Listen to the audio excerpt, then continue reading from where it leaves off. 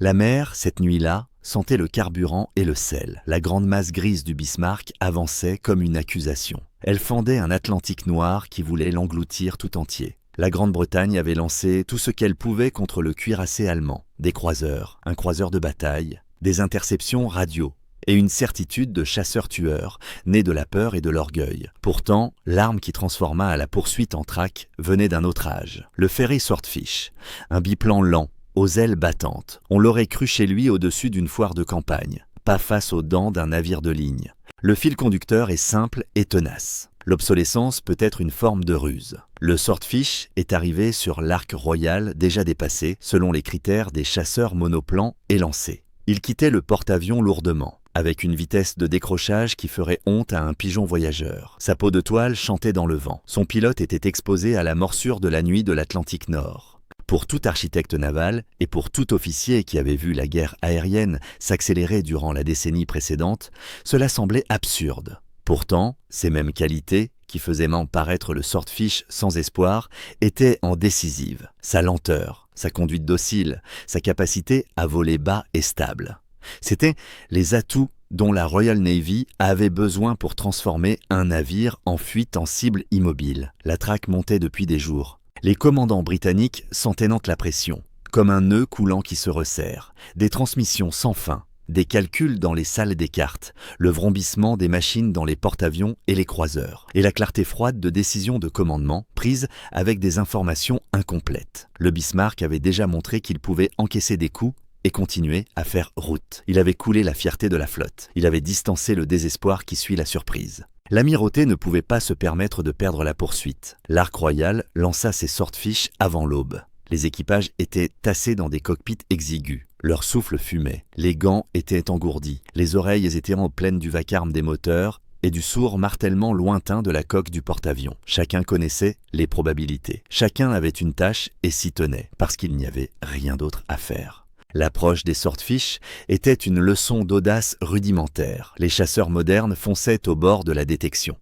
Ils comptaient sur la vitesse pour survivre. Les biplans se traînaient dans une nuit qui les cachait aux yeux de tous. Leur faible vitesse permettait aux équipes de torpilles de viser avec plus de stabilité. Une stabilité refusée aux jets et aux appareils plus rapides. Et les torpilles elles-mêmes étaient en des mécanismes plus simples, moins sujets aux pannes compliquées, qui frappaient les modèles plus récents. Voici un secret bien caché. La lenteur pouvait devenir une forme de furtivité. Les radars allemands du Bismarck étaient optimisés pour des menaces rapides et à haute altitude. Un biplan bourdonnant, volant bas, offrait une signature acoustique et radar différente. Dans la brume d'embruns et d'obscurité, il se glissait à portée. À mesure que les Swordfish se rapprochaient, les hommes à bord ressentaient tout ce que la guerre exige. La peur tressée à la détermination. Les embruns piquaient leur visière. Les moteurs toussaient et crachaient. Le porte-avions devenait une silhouette qui rétrécissait derrière eux. Ils plongeaient dans les creux de la mer, au niveau des cimes des arbres. Les torpilles étaient lourdes dans leur berceau. Les batteries secondaires du Bismarck déversaient des arcs de balles traçantes et d'éclats. Le lourd navire braqua ses grandes tourelles pour faucher les assaillants. À cet instant, un deuxième secret se révèle. Le tissu et le bois n'explosent pas comme le métal. Les éclats ricochent souvent. Et l'ossature ouverte du Swordfish transformait les impacts périphériques en bruit plutôt qu'en mort immédiate. Cela ne rendait pas l'approche sûre. Cela rendait la survie à peine possible. Puis le coup au but. L'une des torpilles a frappé la poupe du Bismarck. Elle a trouvé prise là où personne ne l'aurait prévu. L'appareil à gouverner et le gouvernail. Par chance, par erreur de calcul ou par cette mathématique cruelle qui siège au cœur de la guerre navale, la torpille n'a pas coulé le géant allemand. C'était pire encore. Le Bismarck s'est vu privé de tout contrôle. Il s'est mis à décrire des cercles. Un navire fait pour projeter la puissance s'est changé en cible.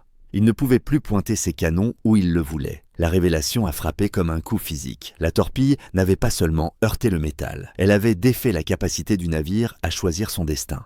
C'est le moment de révélation du récit. L'avion obsolète n'avait pas besoin de surclasser le Bismarck par le feu, ni de le distancer. Il lui suffisait de lui refuser la mobilité, de convertir la masse brute en cible facile immobile. Le trafic radio qui a suivi fut un mélange de choc et de triomphe. Des amiraux ont aboyé des ordres, des capitaines ont recalculé des interceptions.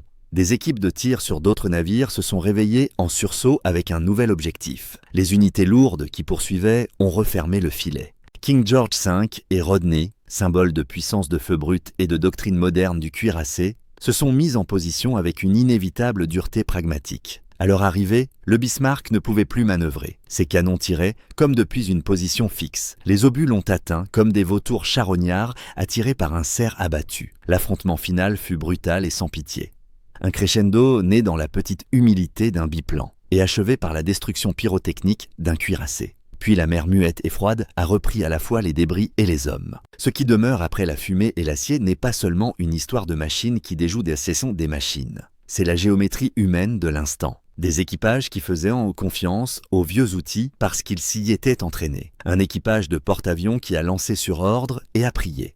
Des équipes de tir qui ont réajusté leur portée d'un seul coup.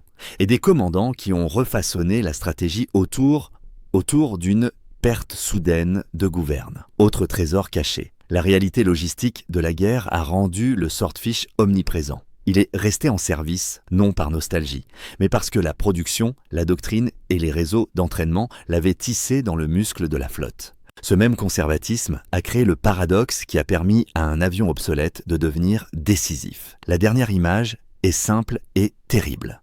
Un biplan lent plane au-dessus d'un géant immobile. Des navires plus lourds convergent. La leçon est plus tranchante encore. La nouveauté technologique ne garantit pas la victoire. L'adaptabilité et la volonté d'utiliser ce que vous avez contre ce que l'ennemi attend sont souvent les facteurs décisifs. Dans une mer où l'acier neuf, gonflé d'orgueil, peut se révéler fragile, les vieux outils qui grincent, fidèles à leurs tâches modestes, peuvent changer l'équation de la guerre. Des décennies plus tard, quand les hommes qui y étaient racontent l'histoire, ils n'idéisent pas le swordfish, ils se souviennent du froid, des embruns, du vacarme et d'une vérité étrange. Sans éclat. Un avion obsolète, piloté par des équipages fatigués et déterminés, a contribué à couler un cuirassé qui paraissait invincible.